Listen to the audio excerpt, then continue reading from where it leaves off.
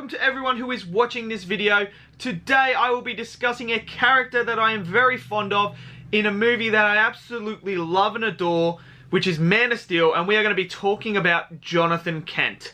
Now, there is a lot of people that do not like this character, let alone like the movie. There is a lot of scenes in this movie that people don't necessarily agree with some of his motives to things he says and things that he does. In today's video, I'm going to be discussing my personal view of the character and why I think those scenes particularly work very well with his character and why I love the character. Now, I believe Jonathan Kent is a misunderstood character. I am not here to change your view on the character or the movie or anything like that. I'm just here simply to express my opinion on the character and how I am able to see it through his eyes and the way that I'm emotionally attached to this character. So you are entitled to your own opinion. You don't have to agree with me, but I would love to understand and to talk to you guys about your view on Jonathan Kent and why you don't like him and why you do like him. Put it down in the comments below so we can have a discussion. Do not hate people if they do like him and do not like him. Remember, it's just how we all connect with the characters. So let me know that. Smash that like button, hit subscribe as well. And without further ado, let's jump into this video.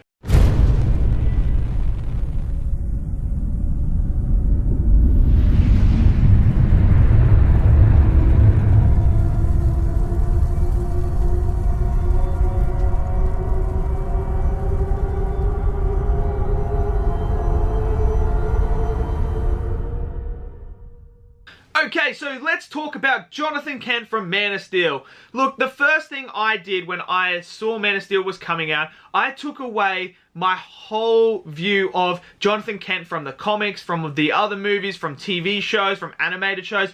I put that all aside because I understand that this is going to be a completely different version, and that's what I like to see. I like to see these characters with different takes and different versions of their characters in the particular world that they live in.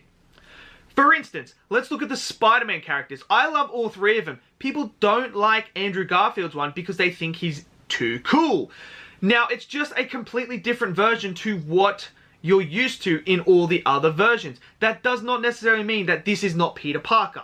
It's the same with Jonathan Kent and Clark. Just because these aren't your typical Superman and Jonathan Kent characters from comics and other movies, that does not mean that they aren't those particular characters. So when I view these sort of things, I take away what I expect and what I want my Superman and my Clark Kent and my Jonathan Kent, Martha Kent.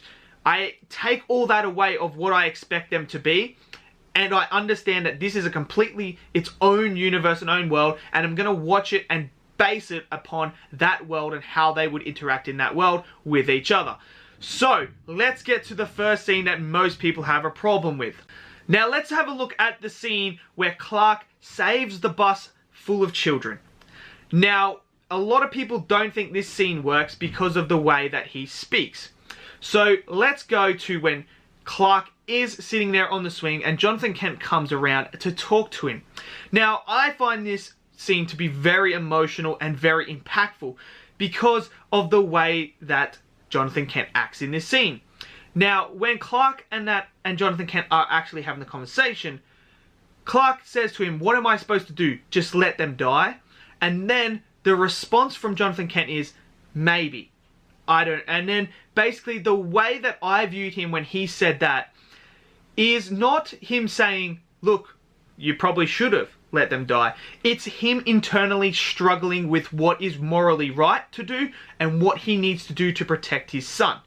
Now, what I mean by that is, Clark is a being of unnatural talent, to say the least. He is a being that has these incredible powers that the world is not ready to see. Jonathan understands that the world cannot see Clark as who he truly is because they are not ready to see a being that is above them as themselves. Because us humans, we see ourselves as God. We basically do. I mean, it's pretty hard to argue. Humans are like that. Now, when we get to Jonathan Kent explaining himself to saying that Clark needs to keep that side of himself a secret, what I envision when he is talking to Clark about possibly, maybe letting them die, maybe not. He's internally struggling because he knows the right thing to do is to save the kids. Clark has to save the kids. He knows that. But in doing that, Clark is going to expose himself. And Jonathan knows exactly what the human race is like. When we have something like a Clark or something like that, the most likely thing humans are going to do is take this little boy away from his family, do experiments, do all god awful things to him, which then could turn Clark down a dark path. Hence we got the movie Brightburn. We do not want a Brightburn event, and Jonathan Kent doesn't want to see his son go down a dark path because he knows that he has the ability to destroy mankind itself.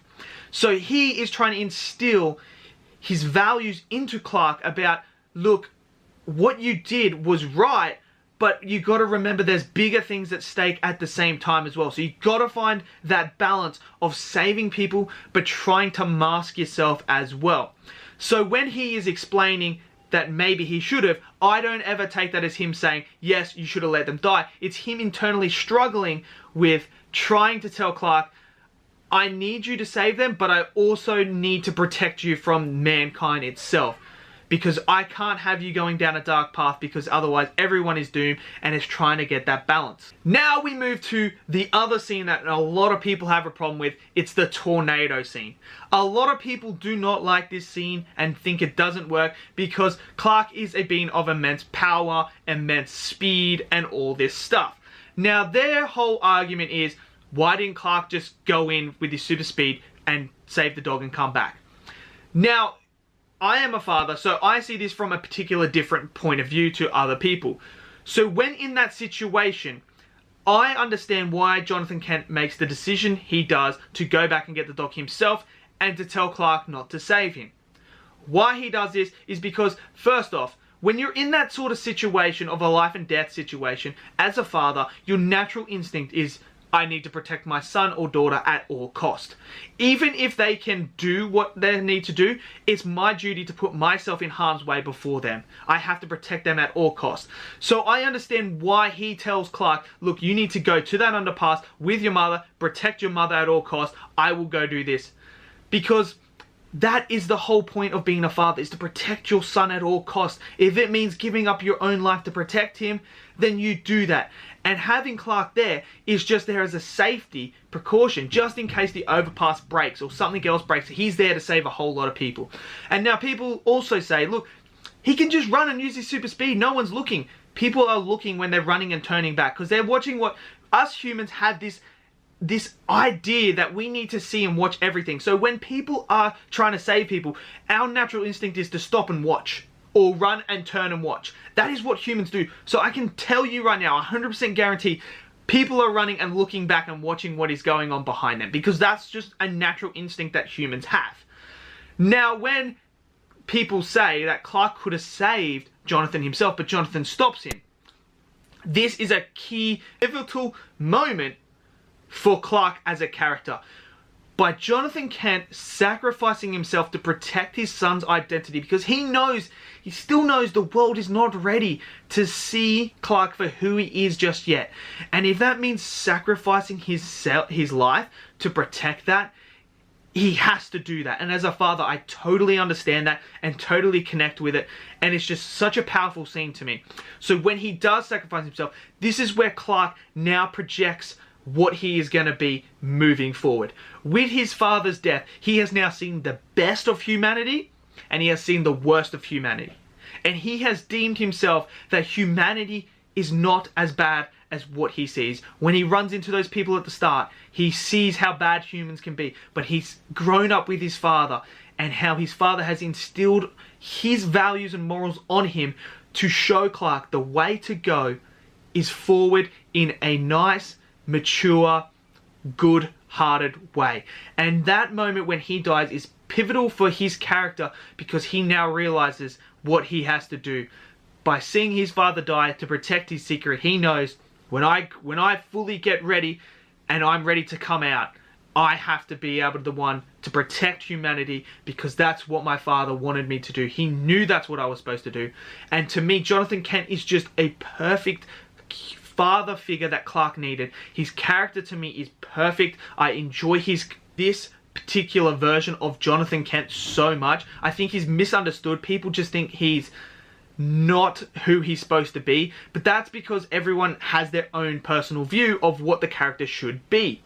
And I took that out of my brain and gone, look, this is the world they live in. They live in a world that we live in right now. And I can understand every motive and every decision he makes along the way. So I think Jonathan Kent is a misunderstood character because he's not telling Clark to let the kids die. He is internally struggling with what is right and what he needs to do, but protecting his son at the same time. It's a balancing act that he has to do, and the whole tornado thing is a full father instinct of protecting your son at all costs, no matter what, even if it means sacrifice your own life, even if he has all this immense power.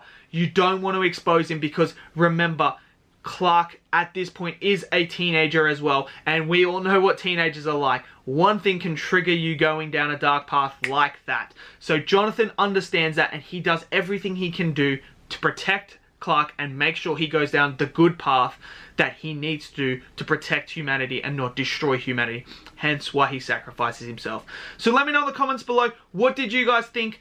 Do you like Jonathan Kent as a character? Why don't you like Jonathan Kent as a character? Let me know in the comments below. Smash that like button, hit subscribe as well, and I'll see you guys in the next video. Peace out.